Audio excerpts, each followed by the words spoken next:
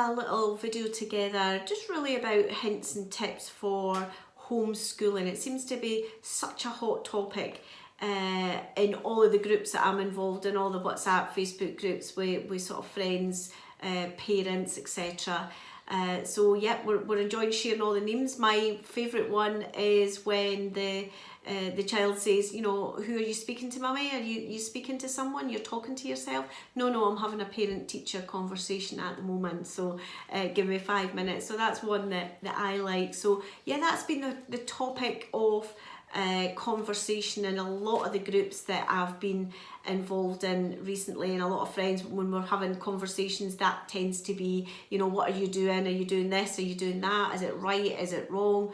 Yeah, it is strange times when we're given the task of being our own children's teachers. So not a career that most of us have chosen, but we have been sort of thrown into that. And many of us are doing that along with working from home as well. So it is a bit of a challenging time.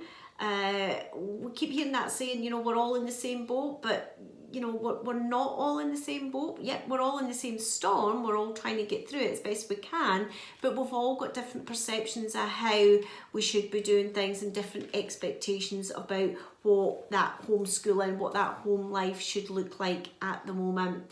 So I just thought I would put together a little video just with some hints and tips that hopefully some of you find useful.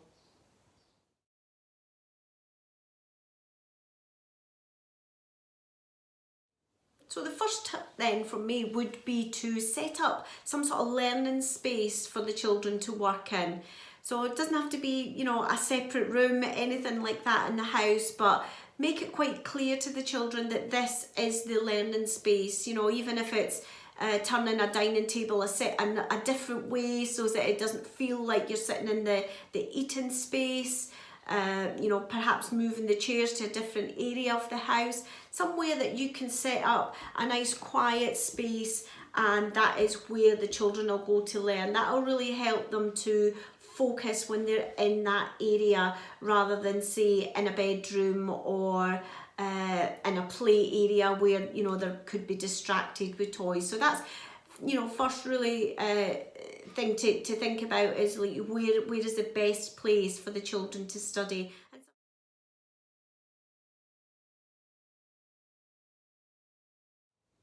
So next it's about thinking of what equipment do we need, what resources do we need. Could that be a laptop, printer, paper, pens, colouring pens, etc. And if we don't have access to some of these resources, it's maybe a good idea to get in touch with the nursery or the school to see if there's any way that they can help out at all, or if you can send work in for them to print out and perhaps post back.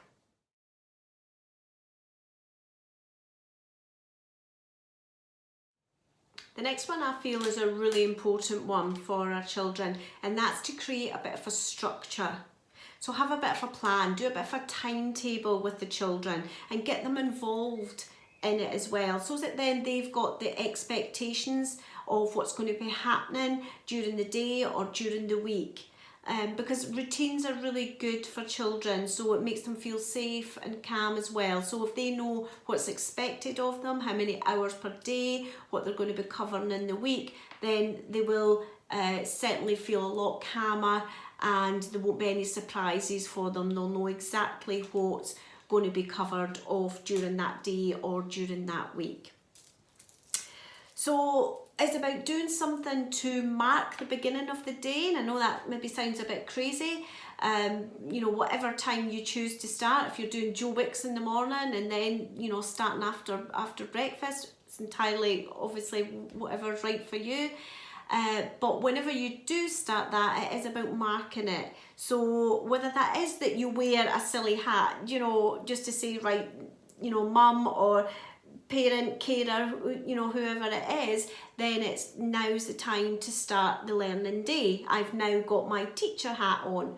So I'm not mum or dad or, you know, whoever for a while, but I am now going to be the teacher, and I'm putting the hat on, and make it a bit of a fun, you know, so that the children know that, yes, this isn't your usual forte, but obviously you're adapting to it as well. and they know exactly what's expected. It is time then to knuckle down, to concentrate and to get some schoolwork done. It might even be, you know, ringing a bell or playing a little bit of music, like putting the birdie song on, and that heralds the end of the lesson and a bit of a break, bit of a snack time, bit of a stretch your leg time. But then when the bell goes, it's back to it for certain amounts of time. So it helps keep regulation for them as well, and they can be still having the thought that they're in school and they're learning. I was speaking to one of my friends last week, and what she does with her two wee ones is she actually pulls on their polo shirts that they would normally wear to school, because it's got the emblem on it. They love school, etc. So it makes them feel, yep, we're heading to school. So they sit, do their work, and then at the end of the day, when the lessons are finished, it's a case of getting that off, getting the play clothes on, and out they go to play. So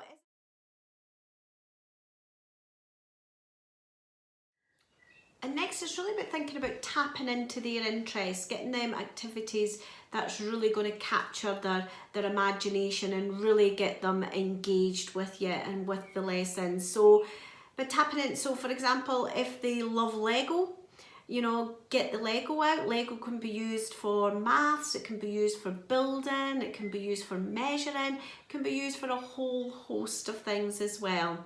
So Lego's a great one.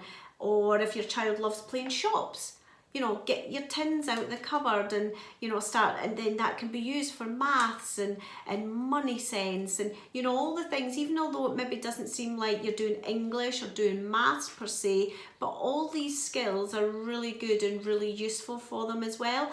And the children think they're playing a bit of a game, they just think they're playing shops, but you're actually getting some maths built in there as well. So it's really thinking about, you know, what do they love? What do they love being engaged with? And finding something to match in with that.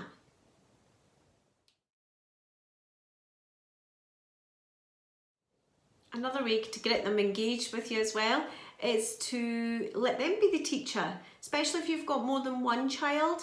You know, let them take it in turn to do, even if it's an hour session or a half-hour session. Let them plan it, what they want to do. So it might be them teaching you your times table and getting your brain starting to tick over. But don't forget to get some wrong so that you can pick up that they are learning and they can correct you. So they might absolutely love the fact that mummy or daddy got two other times tables wrong. So you can have a bit of a laugh and a joke about that.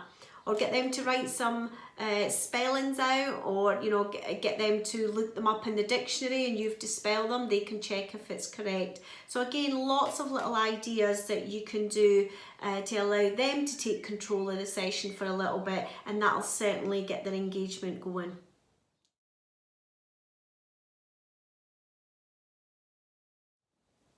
And what's really, really important as well is to remember to have a Kit Kat and take a break.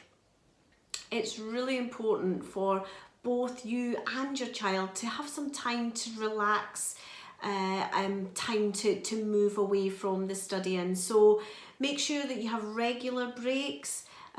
Breaks where you can go off and play, relax, exercise, go for a walk around the block, get some fresh air, whatever it is, just to say, yep, we're having some time out. Because there's going to be times where you and your wee one are going to struggle. And when that happens, try to stop right there and do something fun. Remember, everyday life, fun, playing and talking are just as important and valuable lessons to learn as well.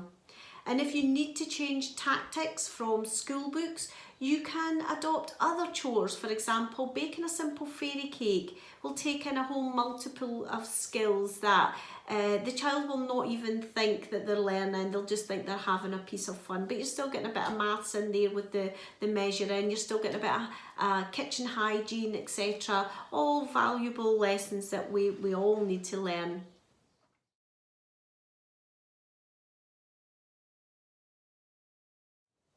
This will no doubt be a big change for all of you. Just like I'm adapting to that change as well. So don't be too hard on yourselves. Remember, it's just as strange to them as it is to you. Make sure that you're reassuring them and yourselves that you're doing an amazing job. Try not to get caught up in trying to point out any mistakes that they might make, but just reward and praise the good stuff that they are doing is so important. And also to yourselves as well. You know, it's not about, you know, oh, we only did so many minutes or so many hours today. It's about, yeah, but those were productive and they were engaging. So yeah, we've done a great job today. You have to remember that we're not qualified teachers. It's not the profession that we chose. Teachers take years and years to learn the skills of teaching these little humans. So we have been thrown in very much at the deep end. So it's about remembering that these teachers have, you know, been through university and years of training to come out and do what they do. And we're, as I say, doing our best, and that's the main thing.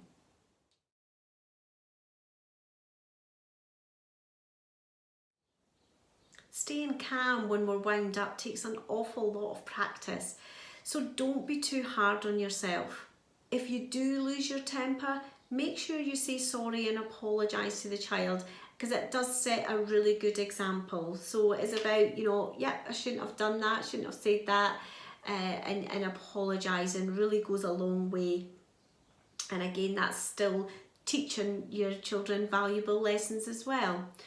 Remember, you're not on your own. All of us struggle from time to time. I think we need to speak to ourselves the way that we would speak to others. You know, if your friend phoned you up and said, you know, I'm a terrible mother, I've had a terrible day, I'm useless at being a teacher, you know, I'm feeling a right failure at this homeschooling. Sometimes we need to change that little voice in our head that's saying those things, and think, you know, if that was your friend on the phone, what would you be saying? You'd be saying things like, yeah, but you had a great math session in the morning, you know, but you did your best and that's all you can do. You know, it is about thinking, I'm doing all I can with the skills and knowledge that I've got at this moment in time, and being a lot kinder to yourselves. And the way I like to think about is speak to yourself the way you would speak to your friend. So I hope you found those tips and hints that I've gathered up along the way useful for you. And feel free, if you've got any questions, anything at all, to get in touch and we can help you further.